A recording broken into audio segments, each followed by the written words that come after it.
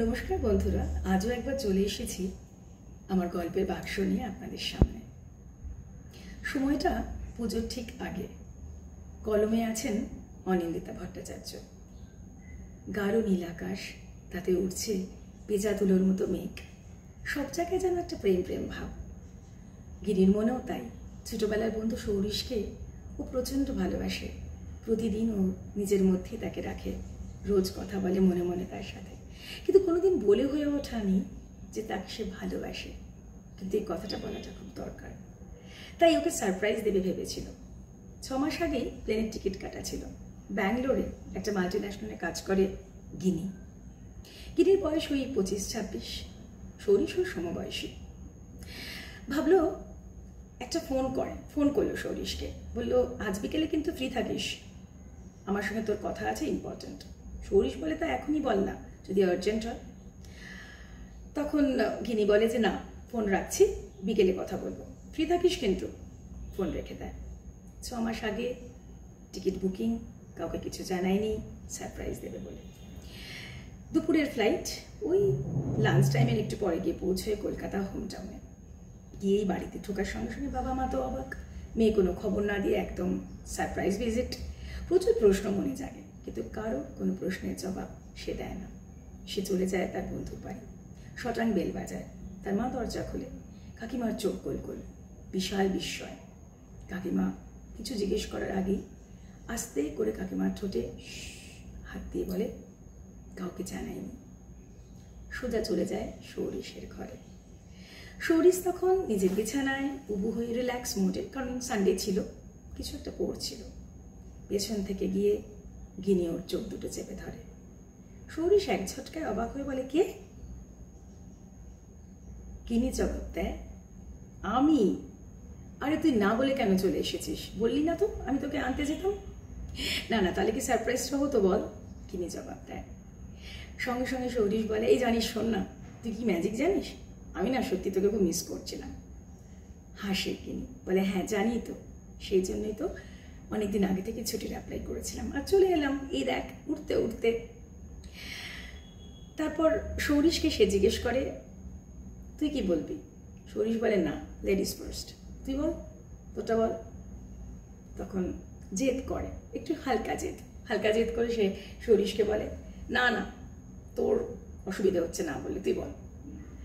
সময় নষ্ট না করে সৌরিশ বলে, আত্রেই অষ্টমীতে প্রপোজ করব, থাকবি তো? একটা বিরাট ধাক্কা বুকে এসে লাগে। সব কিছু ওলট পালট হয়ে যায় গিনির। গিনি ভাবতে শুরু করে, তাহলে এতকালই ভালোবাসা সব মিথ্যে হয়ে গেল। এই বন্ধুত্ব, এই ভালোবাসা, কাছে থাকার যে প্রমিস, কতবারই তো এই নিয়ে কথা হয়েছে, মানে বন্ধুত্বের ছলে। মুখ দিয়ে কিছু বলতে পারে না, বন্ধুকে কি দুঃখ দেওয়া যায়? তাই সবটা চেপে রেখে হাসি হাসি মুখ করে বলে, বাহ, কনগ্রাচুলেশনস, দারুণ নিউজ তো। সৌরিশ বলে, তোর খবরটা? তুই প্রেমে পড়েছিস নাকি? আরে কে রে? ব্যাঙ্গালোরের কেউ না এখানকার? এ সিরিয়াসলি? মাথা নিচু করে নিজের সমস্ত অনুভবকে চেপে রেখে গিনি বলে, না আসলে তা নয়, আমারটা না বুঝলি তোর মতো অতটা সিরিয়াস কেস নয়, তাই জন্য ভাবছি আর একটু সিরিয়াস হোক, তারপর তোকে বলবো। অভিনয় জানে না গিনি, কিন্তু সৌরিশকে দুঃখ দিতে না চাওয়াটা তার কাছে বড় রিজন। তার সামনে অভিনয়টুকু করা দরকার ছিল। সৌরিশ বলে, তুই থাকবি তো আমার পাশে যখন প্রপোজ করব? গিনি বলে, হ্যাঁ হ্যাঁ, কিন্তু তোর তো এটা একটা প্রাইভেট মোমেন্ট। আরে তুইও তো আমার প্রাইভেট, আমার খুব প্রিয় বন্ধু। তাহলে আচ্ছা ঠিক আছে, নিশ্চয়ই থাকবো, জবাব দেয়। অষ্টমীতে কিন্তু সঙ্গে থাকিস। আচ্ছা শোন। তখন হঠাৎই বলে গিনি, সৌরিশের চোখে চোখ রেখে, তুই তো একটা গাধা, খালি হাতে মেয়েটার কাছে যাস না। আরে হ্যাঁ, তোর জন্য একটা গিফট এনেছিলাম, এটা ধর।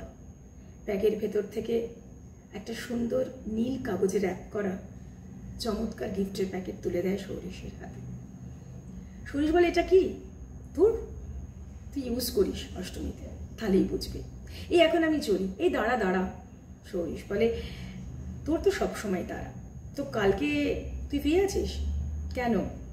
জবাব দেয় গিনি। সৌরিশ বলে, কিছু নিয়ে মানে তোর শাড়ির কালেকশন আমার খুব ভালো লাগে, একটা শাড়ি দেবো ভাবছি ওকে, আমাকে একটু গাইড করবি? একটু থেমে বুকের ভেতরের যন্ত্রণাটা সহ্য করে নেয় অনেক কষ্টে। হিংসে ঠিক নয়, কিন্তু কোথায় যেন একটা কষ্ট, যে শাড়িটা তো আমার জন্য কিনতে পারতো।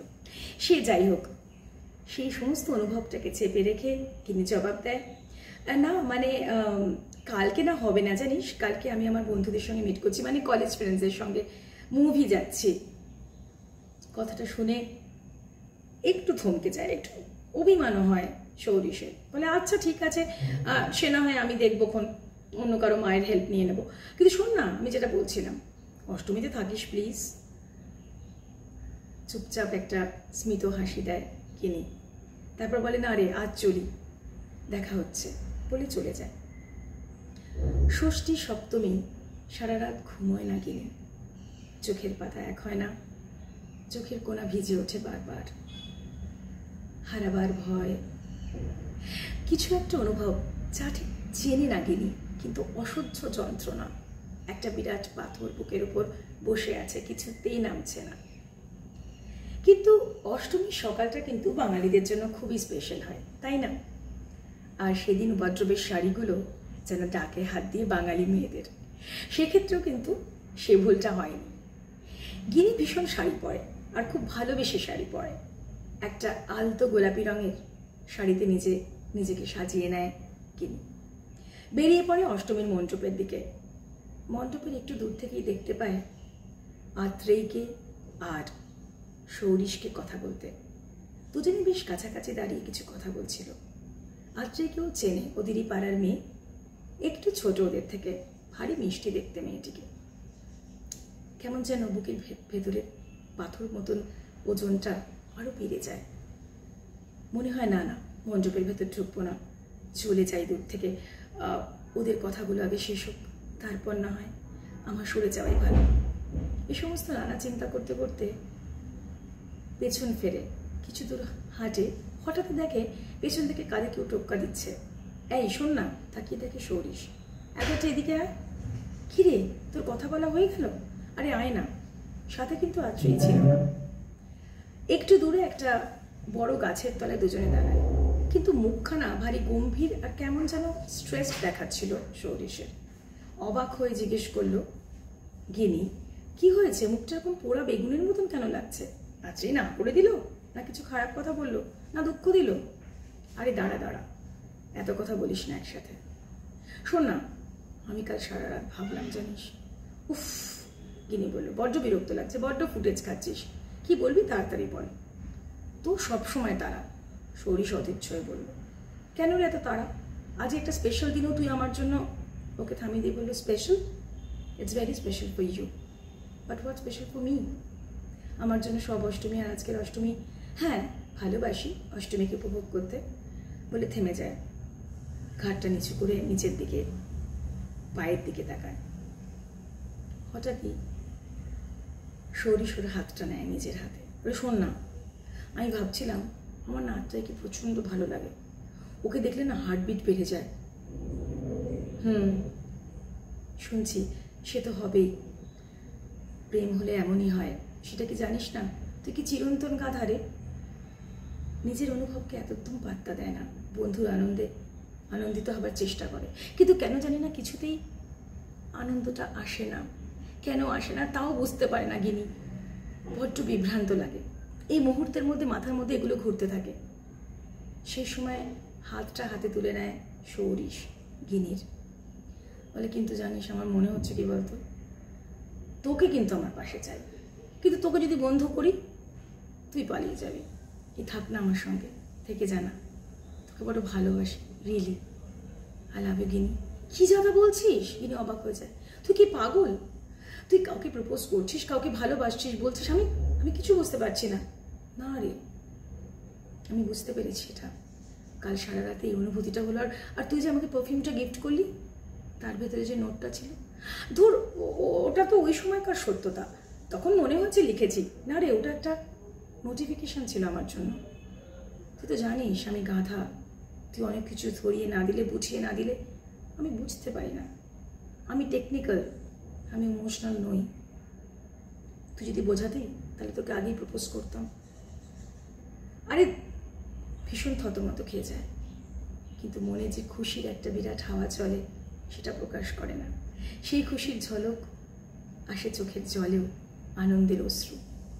খালি আস্তে করে বলে, তুই একটা গাধা। কাঁধে মাথা রাখে আস্তে করে ওর বন্ধুর। কেমন লাগলো? আপনাদের জীবনেও নিশ্চয়ই আছে এমন কোনো গিনি বা সৌরিশ, আমি শিওর। হয়তো অনেকেরই আছে এমন ছোটবেলার বন্ধু। কেউ হয়তো বলতে পেরেছেন, তাকে জীবনসাথী বানাতে পেরেছেন, কেউ হয়তো বলতেই পারেননি, কেউ বা জীবনসাথী বানাতে পারেননি, বহু দুঃখে জীবনটা কাটিয়ে দিয়েছেন। কিন্তু বলি কি, যারা বর্তমানে ভাবছেন বলবেন, ভাববেন না, বেশি ফুটেজ খাবেন না, প্লিজ যান, বলে দিন। আপনার অনুভবের কথা বললে আপনি হেরে যাবেন না। ভালো থাকবেন, সুস্থ থাকবেন, আর বন্ধুদের সঙ্গে সব সময় জড়িয়ে থাকবেন।